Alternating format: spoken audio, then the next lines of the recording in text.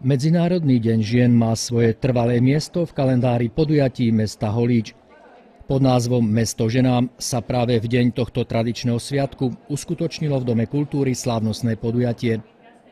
Primátorové pozvanie prijali ženy z firiem, inštitúcií, spoločenských a iných organizácií pôsobiacich v Holíči. V úvode oficiálnej časti sa prítomným dámam prihovorila poslankyňa Národnej rady Viera Kučerová. Veľmi osobným a úprimným príhovorom vyjadril úctu všetkým prítomným dámam aj primátor Zdenko Čambal. Príjemnú atmosféru spoločenského stretnutia umocnil svojim vystúpením solista opery Slovenského národného divadla Ivan Ožvát. Piesne Nečakaj ma už nikdy, Ešte raz ku tebe prídem, ako aj melódie z operety Čardášová princezná či muzikálu My Fair Lady vykúzlili úsmev na tvárach prítomných. Holíckým ženám, ktoré sa osláv ich sviatku v Dome kultúry nezúčastnili, posielame prostredníctvom našej televízie jeho malý darček. Náruč krásnych ruží vám dnes prinesiem.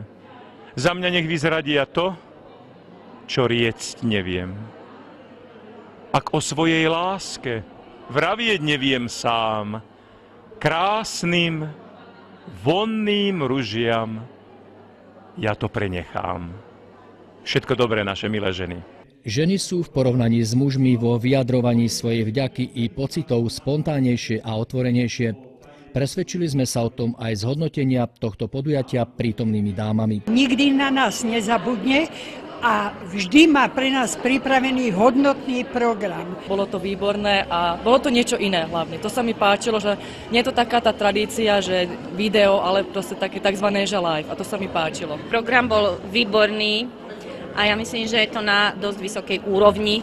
Som za to velice vďačná. Krásne podujatie budeme spomínať. Ďakujeme všetkým týmto devčatom mladým, co to pripravili na jedničku. A hlavne tá čokoláda. Odchádzam s veľmi dobrými pocitami, krásny kultúrny program, všetko perfektne pripravené. Pán primátor ukázal, že si ženy váži. Ako ste mali možnosť počuť, podujatie ku Dňu žien sa vydarilo. Na vás ostatné sa tešíme niekedy na budúce.